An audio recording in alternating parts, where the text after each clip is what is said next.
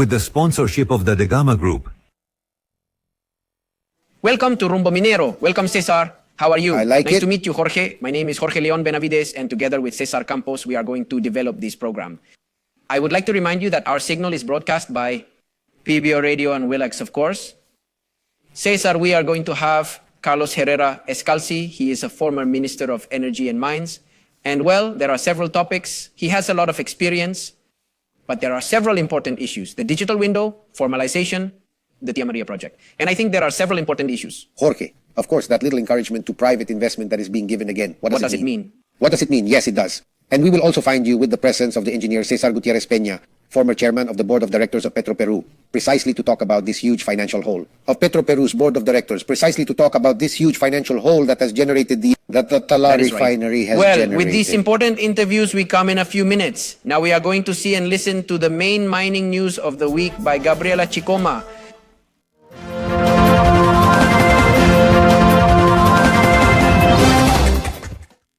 Thank you, Jorge. These are the main mining news of the week. Minister Romulo Mucho announced the reincorporation of Peru to the EIT after having completed the 9th National Transparency Report, lifting the temporary suspension given in December 2023, setting the standard in the subnational implementation of EIT in the regions of our country. Last May, mining employment reached 232,288 direct jobs, the highest figure registered so far in 2024, which is a clear indicator of the recovery and expansion of mining activity in our country, informed the Ministry of Energy and Mines. The General Director of Mining Formalization of the Ministry of Energy and Mines, Myra Figueroa, revealed that since 2012 to date, the ministry has transferred approximately 51 million sols to the regional directorates administered by the regional governments in order to promote mining formalization. Many thanks to Gabriela Chicoma for the main mining news of the week. Well, we now meet with engineer Carlos Herrera Descalzi. Carlos Herrera Descalzi, former Minister of Energy and Mines. And we are going to talk a little bit about formalization, digital single window. Welcome, engineer. How are you? Thank you very much for the invitation. And tell us a little bit about it. The start of construction of the Tia Maria project. After 15 years, we know the impact it will have not only in the southern region, but in our country as a whole. But it is also coming. It must be accompanied by work from the social point of view. We have had here on our program at Rumbo Minero, the Vice Minister, Henry Luna, telling us a little bit about the work they have done with the company. No, because we know that in Tia Maria, since the time when you were also there, it has been a headache because the population, let's say, were not completely convinced. There have been comings and goings, right? This one, and this time we talked about working together. There was talk of providing more water with more quality and more quantity of water with a dam. And it seems that things have gone ahead. How do you see the outlook with respect to this? And what should the company and the government do to continue with? Sure, I see a little bit of a more general aspect, which I think is important. Peru for many years has ignored what mining represented for it, economically speaking, and in terms of the country's development, the enormous impact that mining has on the country's economy. The first time I assumed the Ministry of Energy and Mines, in the year 2000, I would say that there was almost no idea. I am talking about at a national level, at the cultural level, what mining meant for the country. And I believe that this knowledge has been increasing. I believe that the population has been, as a result of the news, of the things that have been analyzed from programs, from social networks, but especially from programs such as this one, and from several programs that have been dealt with, we have become aware of what mining represents in the country. And I think that to date, there is already more or less an idea of what mining investment is. good results in mining have some repercussion on people's own pockets. I think that this is something that has been internalized in the country. So that has been undermining resistance. There has been a struggle of too big ideas, not too big ideas. The first big idea which has come through the NGOs is the one related to the environmental issue. So mining means damage to the historical environment. It means many places where there are large mining liabilities accumulated throughout the history of Peru, damage to the environment, benefits only for some, and that the others did not have. Well, this idea has been compensated with the idea of the impact of the projects. And the current situation of the country, these are not the best moments of the country. It is not true. It feels like a country a bit down. We have been feeling it for a long time. So we also feel that the investments are being sought. And when investments are sought in Peru, what are the first and most significant investments? Those for which the country is most suitable are mining investments. Of course. So I believe that this environment, and to that environment are added what you have told me, which are already small gestures. However, these relatively small gestures have not prospered as they should. The issue of the one-stop shop that Jorge alluded to, right? Because it is supposed to integrate several agencies, in fact, that were scattered to grant the respective permits. How do you see the operation of the one-stop shop, and do you think that it is progressing? And do you think it is making progress in that sense? To be honest, I think it is going very slowly. I think it has been very slow. I think it has been very slow. Whenever this topic or similar topics are discussed, I am always struck by what I heard from an oil company executive. To an oil company executive, when he told me he was leaving, he told me we came here to invest, not to do paperwork. He did not leave after 3 months. He would leave after 5 years. 5 years going through paperwork. Nobody can stand that. So, when one also examines what is said, the surveys that there are regarding mining in Peru, there is a company in Peru, there is a Canadian entity that is in charge of conducting this type of surveys every year. And since it has a long history, its results are quite credible. So you can compare the evolution in 20 years of the main issues and what things count in the investment. The things that is the issue of paperwork. There are other issues as well, but they have to do with the state. So the good performance of the state is fundamental in attracting investments, and not only in mining, but in many other aspects. So the issue of the single window, I think it is fundamental to obtain it, but it must be done quickly and the procedures must be shortened. Now, going into the Tia Maria issue, we see a Cajamarca that at one time had a very strong boom and now we see a Cajamarca, unfortunately, compatriots who have 4 gigantic projects, that there really is a poverty that hurts more when you have the mineral buried. It is time not only for Cajamarca, but for other places. It is time after approving Tia Maria and start working. It is time to talk about difficult projects.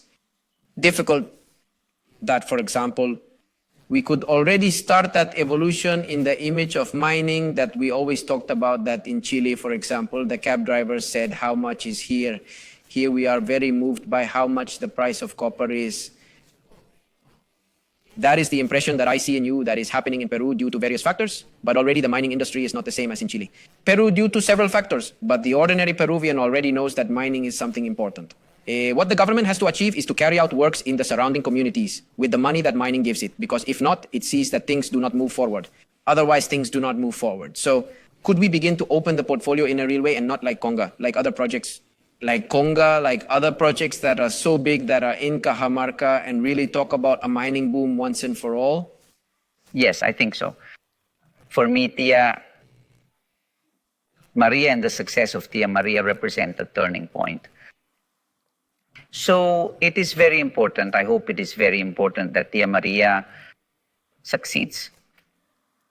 Because if Tia Maria succeeds, and it's one of the difficult, controversial projects, and it makes it through, then I think all the others, there are many in the queue that are not controversial. Obviously, they are going to come out.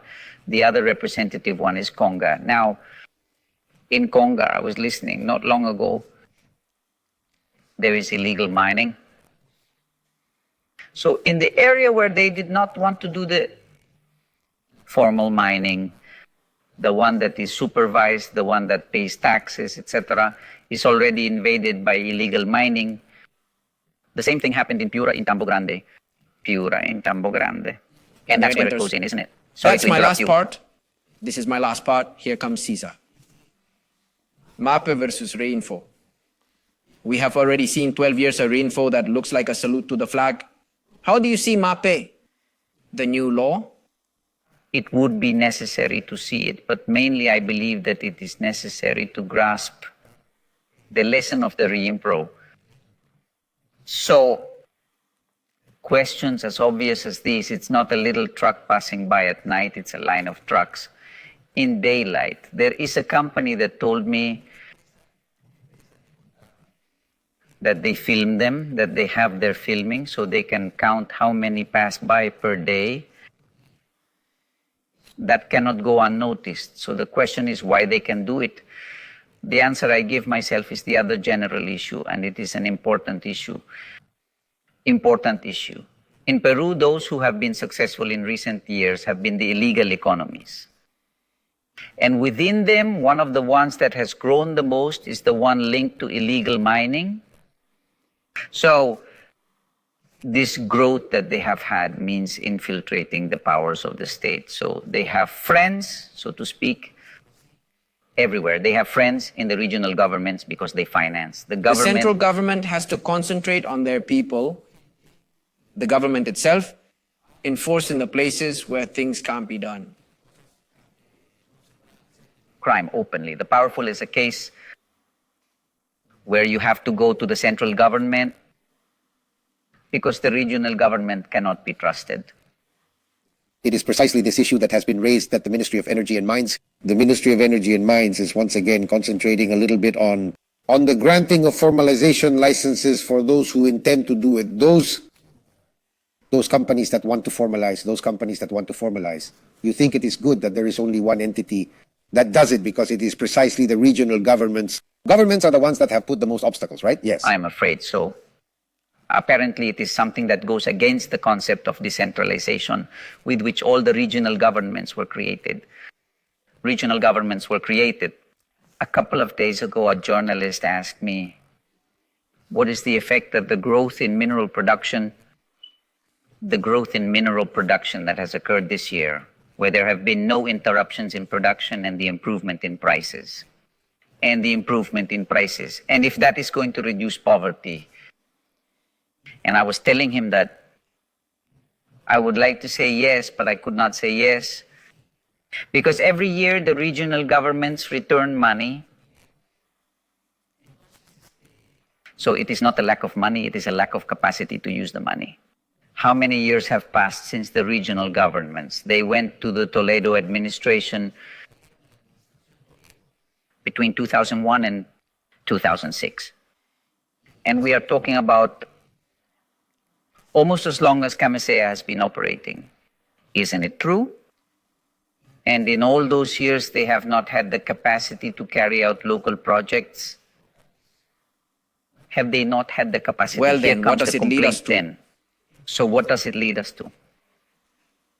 It leads us to have to go back to the more reliable administrative levels, the management, and try to reverse the other, right? Okay. Mr. Carlos Herrera Descalzi, thank you very much for being on Rumbo Minero. We hope to have you always so clear. And we also look forward to having you join us at our Expo Mina event in September. With pleasure, and thank you very much for the invitation. All right, let's go now to Gabriela Chicoma and Expomina. Go ahead, Gabriela. Thank you very much. Expomina Peru from September 11th to 13th, 2024 will be chaired by Luis Rivera, Executive Vice President of Golfis Las Americas. Highlight your brand through the different sponsorships we offer at Expomina Peru. Networking opportunities, participation in exclusive activities, promotion in the media, among other important benefits. For more information, visit our www.expominaperu.com website. Well, now we link up to Wall Street, New York with our friend José Gonzales, international editor of Rumbo Minero magazine. Jose, how are you? How are you? Well, Jorge, a pleasure to be with you again. Tell us a little bit. The Economist has recently published a special report in which it underlines that we are witnessing the dawn of the solar era, pointing out that this form of alternative energy is already accounts for 6% of the electricity consumed on the planet. And that solar power generation capacity is doubling every 3 years. So what are the details of the report and what will be the impact of that dawn on our sector, on mining? Well, Jorge, according to The Economy, it has been 70 years since AT&T's Bell Labs developed a technology that converted sunlight into energy to replace batteries in remote equipment. What was conceived all those decades ago as a gimmick, that is a gimmick, today probably represents the greatest promise of the energy transition and the revolution in the way we generate energy in the world. The Economist points out that the 6% it refers to is 3 times more electricity than the United States consumed in 1954 years ago. And that the process of solar energy adoption is just beginning. Hence, he stresses that the installed capacity of solar energy will double every 3 years and grow 10-fold every decade, making its growth in the next decade equivalent to the growth of nuclear energy generation, which is seen as an alternative in the energy transition, growing 8 times in less time than it takes to build a single nuclear power plant. According to projections, by the mid-2030s, solar energy will represent the largest source of electrical energy on the planet, and in the next decade it will be the largest global energy source with a cost equivalent to half of the cheapest energy today. The big difference between solar energy and previous energy sources from wood to oil is that the cost of exploration of these has always had to increase due to their use and the formation of cartels such as OPEC, the strategic control of geology, while in the case of solar energy this is non-existent, promoting energy to be cheaper and cheaper, extending its use. According to the magazine, there are 600 million new electricity users in Africa who will not have access to conventional sources of electricity and who could be assisted by solar energy. Such a potential expansion of the energy frontier will generate an unconsidered increase in demand for critical minerals, both for transmission and distribution of the new energy and for storage in batteries. Although the demand will take time to consolidate, having to go through multiple barriers linked to the current solar cell production being centered in China and regulations in the West that prevent the formation of power grids that aggregate private solar cells, the solar energy potential described by The Economist cannot be better news for copper in particular and critical metals in general.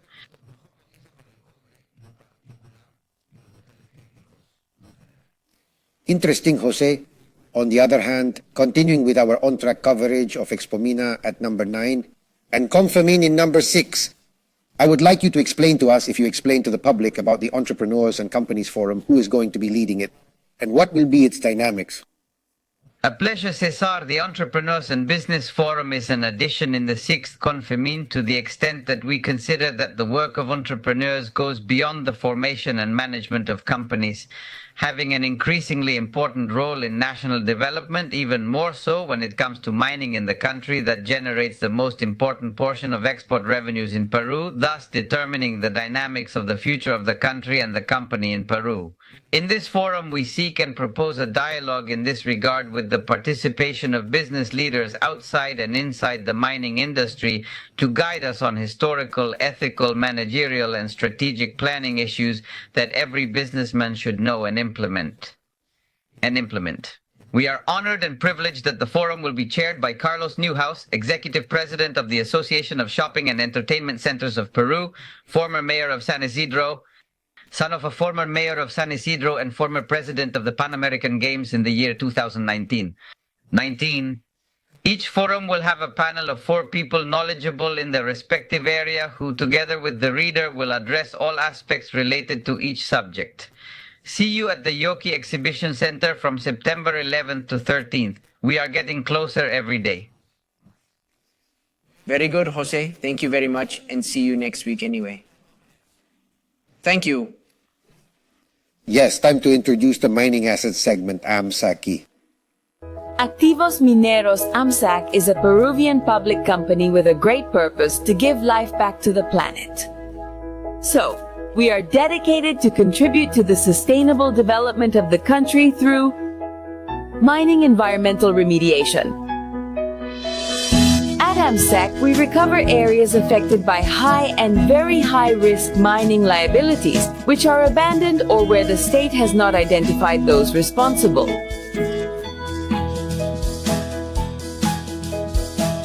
In this line of work, today we are present in 11 regions of Peru, with a portfolio of 65 remediation projects, which are located in different phases. Promotion of private investment. In AMSAC, we represent the Peruvian state as counterpart of the transfer contracts of important mining projects. We also supervise the fulfillment of the commitments and obligations that are part of such processes. Today, we are leaders in corporate management systems. Among the 35 companies of the FONAFE Corporation, we have ISO 9001 certifications in quality management, ISO 14001 in environmental management, ISO 37001 in anti-bribery management, and ISO 45001 in occupational health and safety management. At AMSAC, sustainability and care for the planet are our DNA, and that is why we are proud to contribute to creating a better world through the recovery of air, water, soil, and ecosystems impacted by mining liabilities, and thus contribute to 10 of the 17 Sustainable Development Goals by the year 2030. Giving life back to the planet is more than a simple phrase for us. It is the guide of our daily actions, with which we have a positive impact on the lives of thousands of Peruvians and through them, on our country.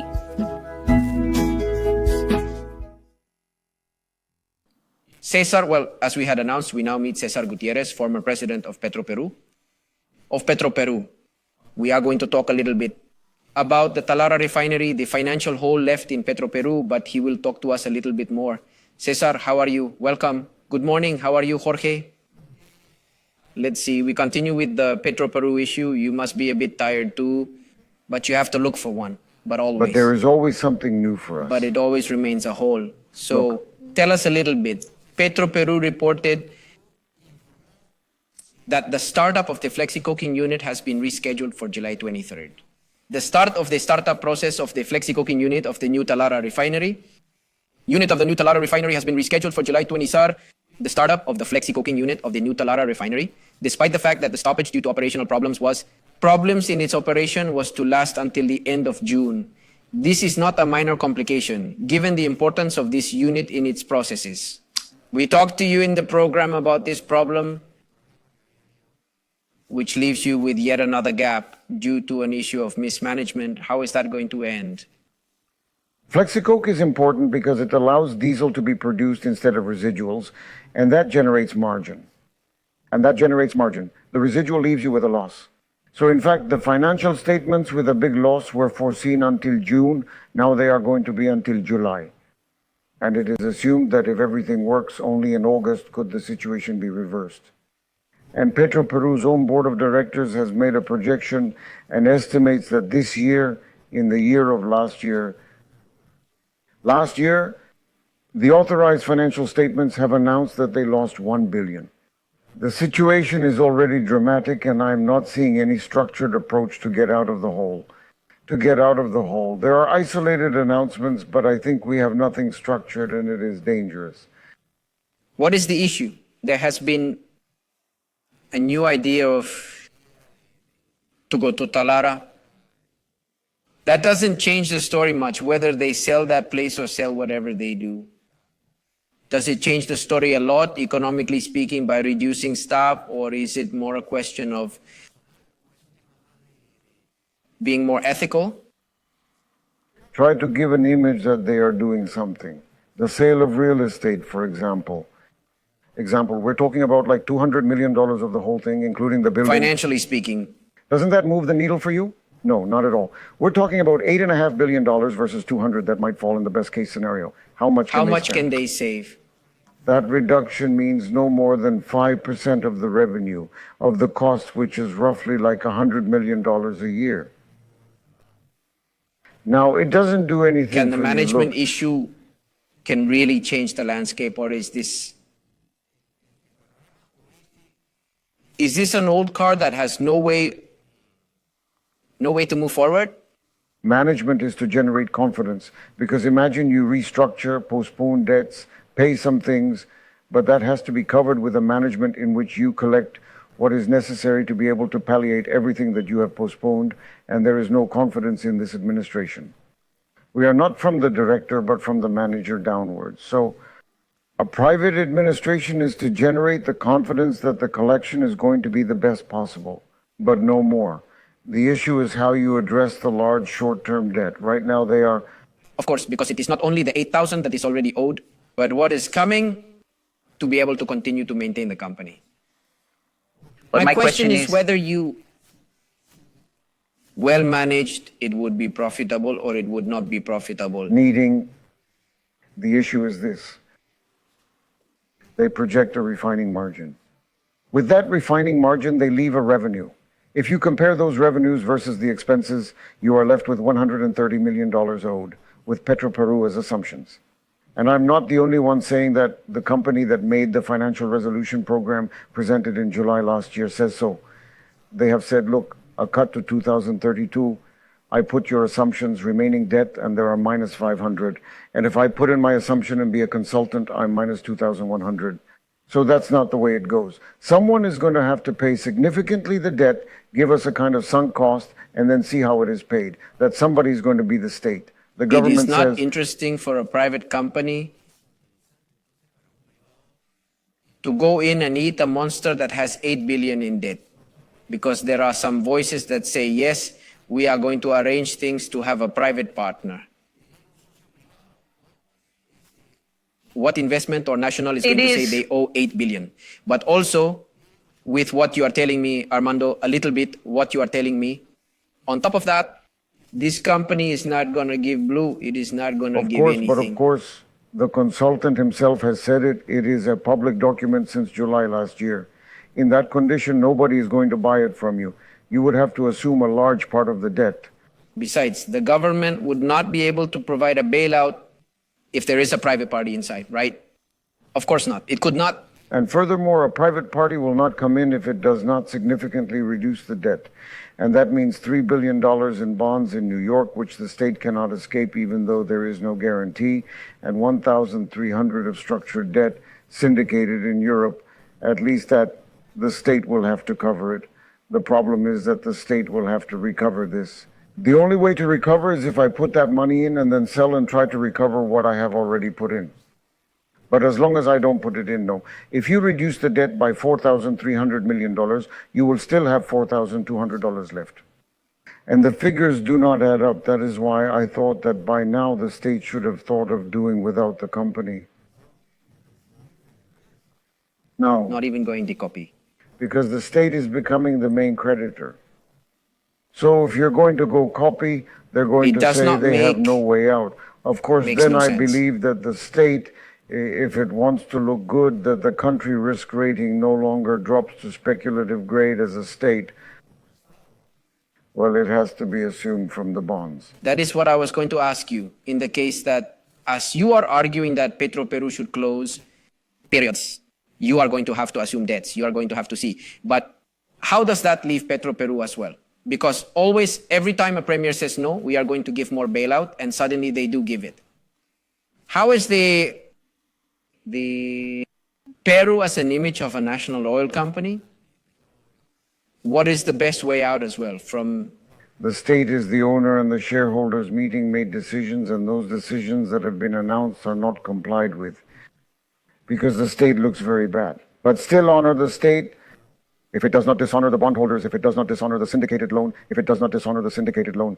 And the rest, because the state's debt will have to be assumed, because the state has already become the main creditor, and it still has about $2,200 million of suppliers. I agree, but that state debt, the state will simply have to throw it into the...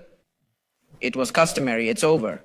Look, But no more than $500 million are coming, no more loans are coming that are going to widen that. Of course, the publications of the companies that evaluate the risk funds have made a publication the day before yesterday, which says that Petroperu is looking for $500 million in the New York market, who are willing to pay double-digit interest rates for a one-year loan. For a one-year loan. but in other words, very expensive. Of course, 10%, you can imagine that it is almost an individual credit for a natural person. Now, if we separate Petroperu, could it be sold, for example, to the Talara Refinery alone? But of course, if you separate it and they go, somebody will pay you, but they are not going to pay you the $6,500. No. To bring things down... I could sell assets. I assumed everything. I am selling assets. But it is interesting today that asset, for example... It is an asset with modernity, but quite small, 95,000 barrels per day. Today's refineries are 200,000 barrels per day upwards. It has technology. Someone may be interested in it because it generates margin. If you do not have debt, it is auspicious, but not with debt. Well, no way.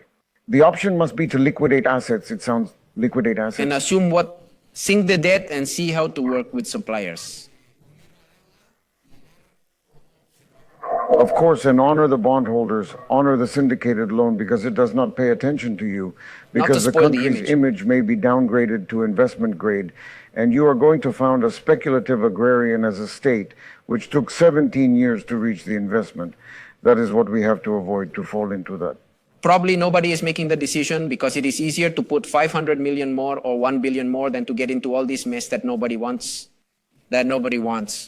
Politically, they are afraid. And my impression is that they are going to kick the thing for the next one.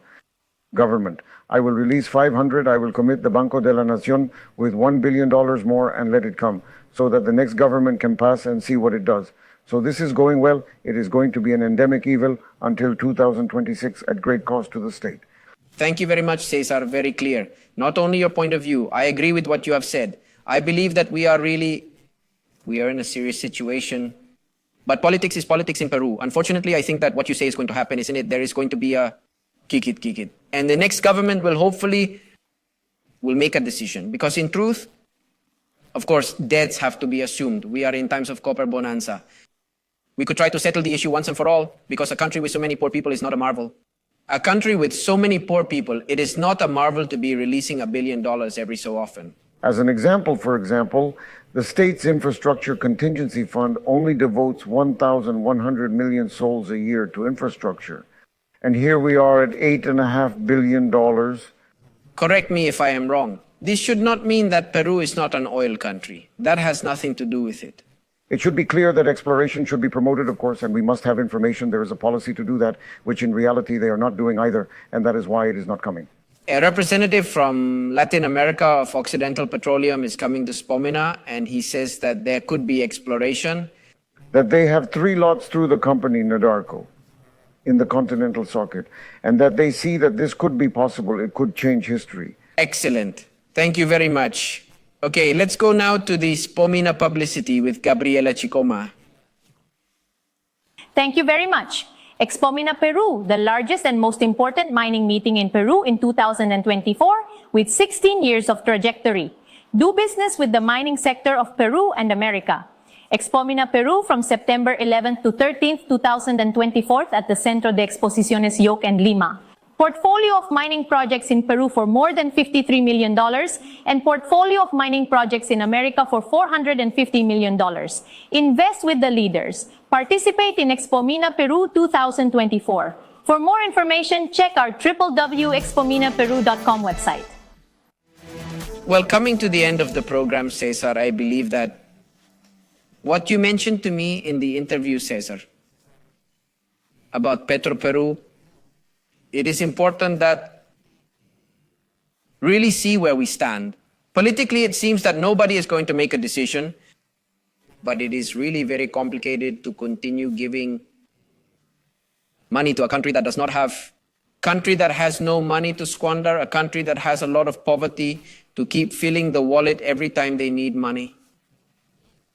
If it is not profitable for them to sell their assets, the plan that Cesar Gutierrez says, which seems to me to be a coherent plan, where we have to preserve the country's, preserve the image of the country, of the government, honoring our debts, but stopping this monster and, let's say, selling what can be recovered. No, in any case, Cesar Gutierrez has been very punctual, as engineer Carlos Herrera Descalzi has also been. Carlos Herrera Descalzi has been very punctual. The operation of the single window and the hurry that the so-called tramitologia should have, but as Mercua rightly says, tramitomania rather exists in Peru because it also discourages investment, and watch out for the idea that is being conceived and discussed lately regarding that the Ministry of Energy and Mines should once again recover, centralize in some way the whole mining formalization process. That is very important. That is a key point. If a single ministry, the Ministry of the Environment, the rest of the ministries will supervise and fine if they want to. But as long as we have a ministry that really knows how to do it, but as long as we have one ministry that really knows about the issue, and that can get the paperwork done faster, then we can get off the ground. And Descalzi talked about that Tia Maria could be a tipping point for new investments and a possible mining boom that could come soon. Let's hope that happens. So thank you all very much for being there. Don't forget that in a few minutes we are coming to talk about infrastructure and construction that we are so lacking in the country as Peru builds. On behalf of the Degama Group, we thank you, and in a few minutes we will be with you. Be part of the mining event of the year Expomina Peru 2024. It is proud to be part of the activities that will take place within the framework of APEC. Therefore, we present the Forum of Mining Ministers of the Asia-Pacific Economies, which will be held within Expomina 2024 from September 11th to 13th at the Yoki Exhibition Center in Lima, Peru. Join leaders and experts to explore the challenges and opportunities of Peru's mining industry to the world. The inclusion of APEC Asia-Pacific Economic Cooperation in Expomina 2024 represents a milestone in global mining events and a unique opportunity to enhance collaboration and knowledge sharing in the mining sector at the international level. This important forum will bring together prominent mining leaders and experts to address the challenges and opportunities facing the industry in the Asia-Pacific region. Expomina 24 will be an unmissable event for mining suppliers and companies. We invite you to participate in our great fair. Do business with the mining sector, become a sponsor, or separate yourself and participate in Expomina Peru 2024. More information about the most important mining trade fair in www.expominaperu.com. Invest well, invest with the leaders.